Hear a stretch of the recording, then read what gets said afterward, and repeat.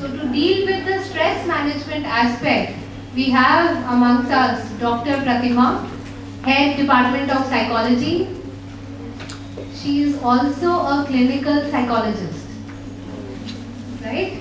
So you have a first-hand experience with her, and she will discuss everything in and out regarding stress management and its impact on you as a dominant personality.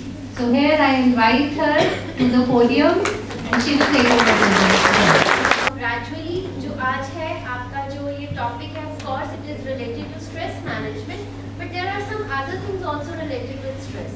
What is conflicts? होता है ना ऐसा? So हम conflicts के बारे में नहीं पढ़ेंगे, सुनेंगे, not पढ़ेंगे. So Karan sir, please वो कर दीजिए PPT start. मैडम देख मैंने नहीं करना, करण सर आईटी के हैं.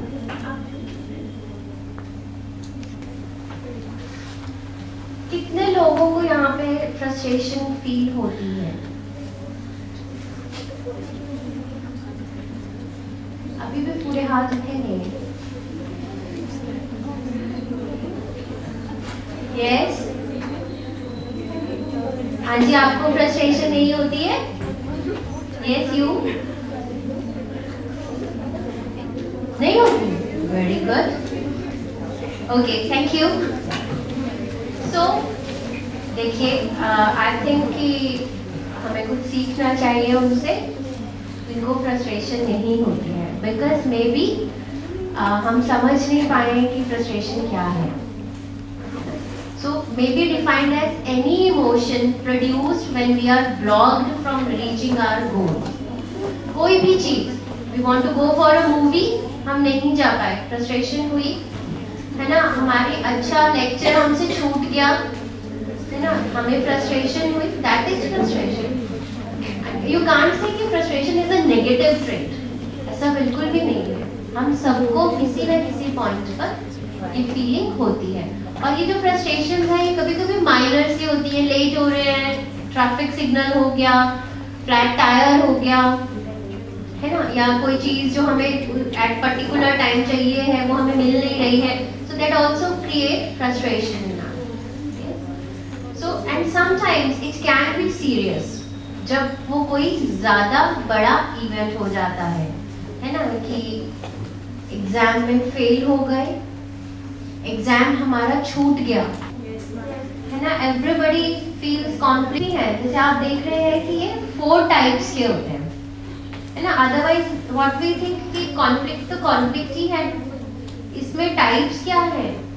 But there is approach conflict, approach avoidance, avoidance and double approach avoidance. There is 4 type of conflicts.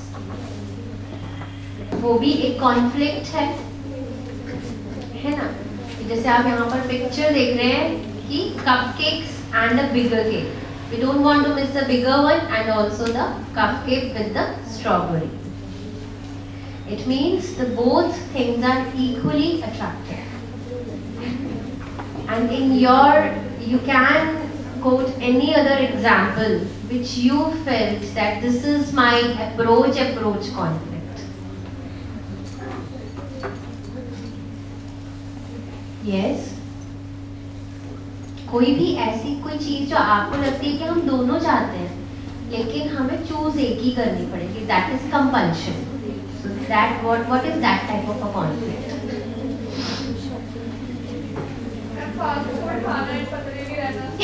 Yes. ये भी है.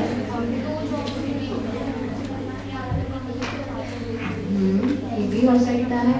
2 ड्रेसेस के बीच में चूज करना जो आपको इक्वली पसंद है ना. 2 स्ट्रीम्स के बीच में चूज करना, 2 करियर ऑप्शन के बीच में, जैसे आपने जॉब कहा. Then the next is approach avoidance. जो ये कॉन्फ्लिक्ट है इसमें क्या है, एक जो गोल है वो अट्रैक्टिव है लेकिन उसका एक नेगेटिव आउटकम भी है.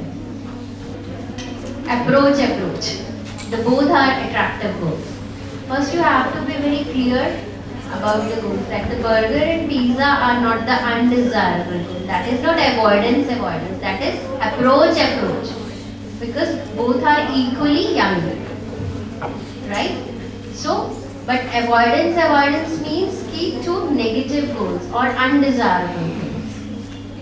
दोनों ही नहीं पसंद हैं, लेकिन उसमें से हमको एक चूज करना पड़ेगा, है ना? तो that is avoidance. And then the double approach avoidance. ये वही है, अप्रोच अवॉइडेंस ही है. इसमें सिर्फ ये है कि दो अप्रोचेबल हैं. Double approach avoidance conflict is the most common. This conflict is the most common type of a conflict. The person has two goals. Each has both good and bad, correct? Feeling or emotion?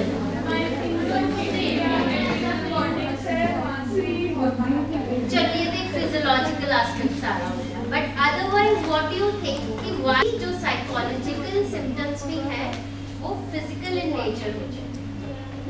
कि अगर किसी को anxiety है, ऐसा थोड़ी होगा कि उसके सींग निकल आएंगे, नाक लंबी हो जाएगी, ऐसा होगा? बिल्कुल भी नहीं होगा. लेकिन होगा क्या, वो घबराहट में रहेगा, कुछ नर्वस रहेगा. जब गुस्सा आता है तो मुंह लाल क्यों हो जाता है? हो जाता है. ये तो नहीं है कि एग्रेशन फिजिक पर इफेक्ट आता ही आता है. आप बहुत बार ऐसा देखेंगे कि बहुत सारे लोगों को कोई बीमारी नहीं होती, but they have a list of complaints. मेरा पेट दुख रहा है, मेरी टांगें दुख रही है ना, मुझे कुछ और फीलिंग हो रही है, मुझे चक्कर आ रहे हैं, मैं बेहोश हो रही हूँ. What does it mean? कि might possible that the concerned person is having an anxiety. कि ऐसा अगर हो रहा है तो हम क्या करेंगे? हमको किस तरह से उसकी हेल्प करनी चाहिए? So, अगर आप एंजाइटी में ये देखें कि क्या क्या सिम्टम्स आ सकते हैं. रैपिड हार्ट बीट हो सकती है, चेस्ट पेन हो सकती है, किसी को लगेगा मुझे हार्ट अटैक हो रहा है, मैं शायद मरने वाला हूँ, है ना. वो फटाफट जाएगा, ECG करवाएगा, सब कुछ करवाएगा, लेकिन डॉक्टर कहेगा कि आप तो ठीक हो बिल्कुल. फिर वो क्या कहेगा, ये डॉक्टर ही नालायक है, इसको कुछ नहीं आता. मैं झूठ थोड़ी बोल रहा हूँ. यस, दैट इज ट्रू कि वो झूठ नहीं बोल रहा, लेकिन जो कॉज है उसकी प्रॉब्लम का वो फिजिकल नहीं है. दैट इज द रीजन, है ना. और इस तरह के कई सारे सिम्टम्स जो है आप जो है ऐसे ऑब्जर्व हम कर सकते हैं. स्ट्रेस और है ना, उनको फिर प्रॉपर जो है मेडिकल केयर, मेडिसिन की ज़रूरत पड़ती है. Now the next important thing is now stress. मैंने आपको अभी बताया है कि जो स्ट्रेस है वो अच्छा भी होता है और बुरा भी होता है, या हर किसी को एक अलग चीज़ प्लेजर हो. That is good stress.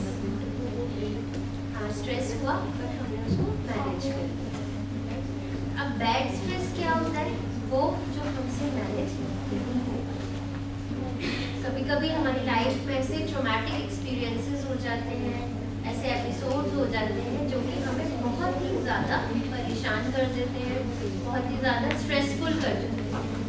तो उस समय में जो स्ट्रेसेस होते हैं, जहाँ पर हमको लगता है कि हम अब कोप अप नहीं कर पाएंगे, वो स्ट्रेसेस जो होते हैं वो बैड स्ट्रेसेस होते हैं. That gradually leads to anxiety और डिप्रेशन.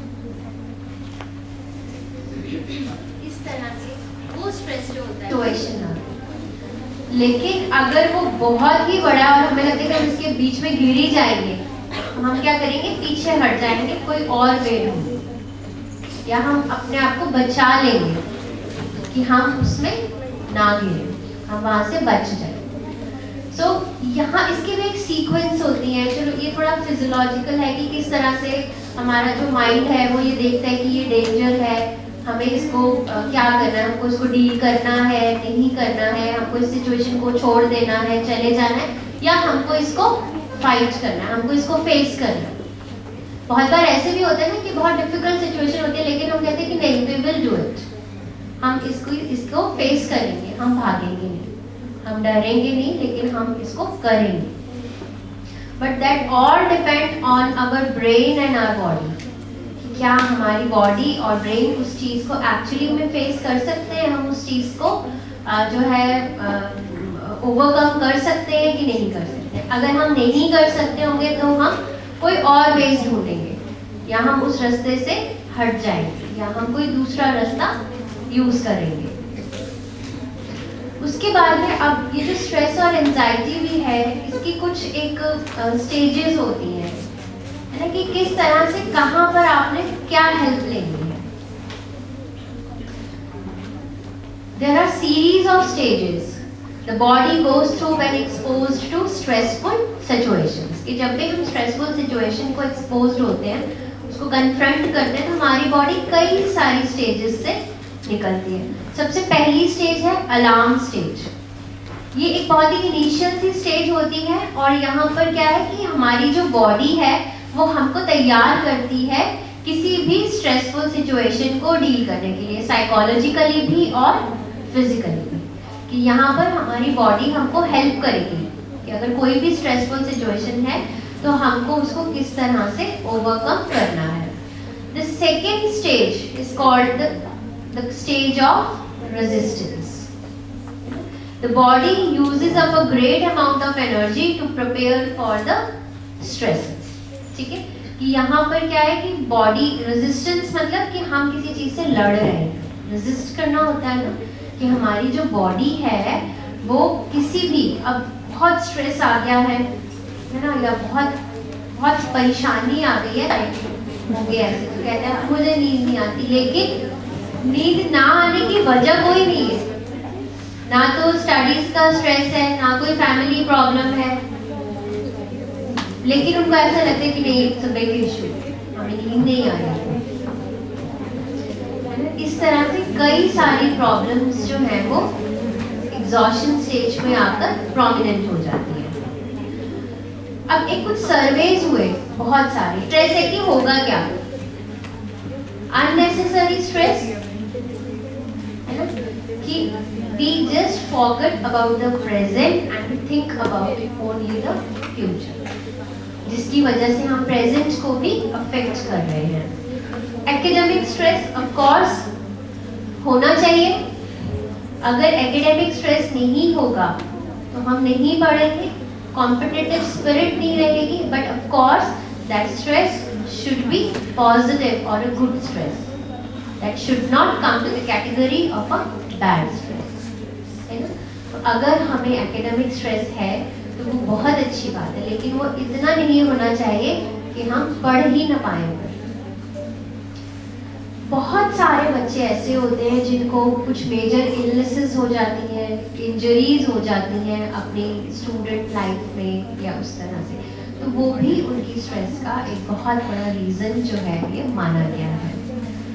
देन प्रॉब्लमेटिक सिचुएशन में आपका अपने स्ट्रेस के ऊपर एक कंट्रोल होना चाहिए कि या तो मैं इसको सॉल्व कर देता हूँ या मैं इसको छोड़ देता हूँ, अगर ये मेरी कैपेसिटी से बाहर है। और सेल्फ कॉन्सेप्ट, हमारा अपने ऊपर कितना कॉन्फिडेंस है कि हम कितना स्ट्रेस को डील कर सकते हैं, है ना। पॉजिटिव सेल्फ कॉन्सेप्ट होना चाहिए। They will become anxious and withdrawn if you are not feel positive about yourself. अगर आपको ये लगेगा पॉजिटिविटी नहीं है, आप पहले ही आपने अगर डिसाइड कर लिया कि ये मुझसे नहीं होगा, है ना, मैं इस चीज को ओवरकम नहीं कर पाऊंगा, that is a poor self concept. आपको अपनी कैपेबिलिटीज, अपनी एबिलिटीज के बारे में अच्छा एक ओपिनियन नहीं है। आप अपने बारे में क्या सोच रहे हैं, आपको क्या पता है कि आप कितनी पॉसिबिलिटीज हो सकती है किसी भी सिचुएशन में। आप अगर कोई भी प्रॉब्लमेटिक सिचुएशन में हम आते हैं, क्यों? क्योंकि जो दूसरा पर्सन हमें ओपिनियन दे रहा है, एडवाइस दे रहा है, वो अपने पर्सपेक्टिव से सोच रहा है, उसके अकॉर्डिंगली वो सही है। हो सकता है कि आपके पास उससे बेटर ऑप्शन। तो जब भी कोई प्रॉब्लम हो, हमेशा खुद को इवैल्यूएट जरूर करो, पहले अपने पॉसिबल वे आउट्स ढूंढो कि क्या हो सकता है। देन अगर आपको लगता है कि नहीं मैंने ही जैसे हमने आपको बताया कि काउंसलिंग की फैसिलिटी बेसिकली आपको गाइड तो कर रही है, आपको पॉसिबल आउटकम्स दे रही है आपकी प्रॉब्लम्स के लिए। बट ये जो चीज़ है ये आप पहले खुद अपने आप नहीं कर सकते। कि अगर सपोज कि मार्क्स कम आ रहे हैं, आपको लगता है कि सबको ये लगता है कि मैं पढ़ता तो बहुत हूँ, है ना, सबको यही लगता है कि मैं बहुत पढ़ती हूँ पर मेरे मार्क्स अच्छे नहीं हैं। So it means कि you have to evaluate your learning style.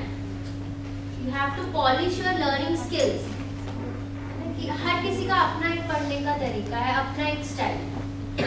आप उसको इम्प्रूव कर सकते हैं, उसको मॉडिफाई कर सकते हैं, आप किसी की सलाह ले सकते हैं कि इस तरह से पढ़ा जाएगा तो शायद मैं इम्प्रूव कर जाऊँगा। गोल है या उसको कितना बेटर हम किस तरीके से बना सकते हैं, that decided by you only. अगर आप ये कि मेरी फ्रेंड ऐसे कर रही है मुझे इसलिए ऐसे करना है, वो हो सकता है कि सक्सेसफुल ना हो। आप अपनी कैपेबिलिटीज, अपनी क्वालिटीज देखकर अपना लाइफ को चलाएं। Then of course don't take yourself. Yes, तो वो क्यों हम तो ऐसे ही हंसते रहते हैं, तो क्या ज़रूरत है इसकी? क्योंकि जब हम हंसते हैं, जब हमारी बॉडी सारे हंस के दिखाओ ऐसे नहीं,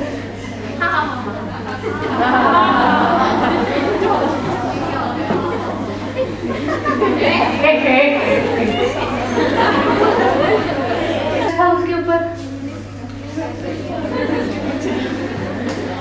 क्या कमी थी उसको?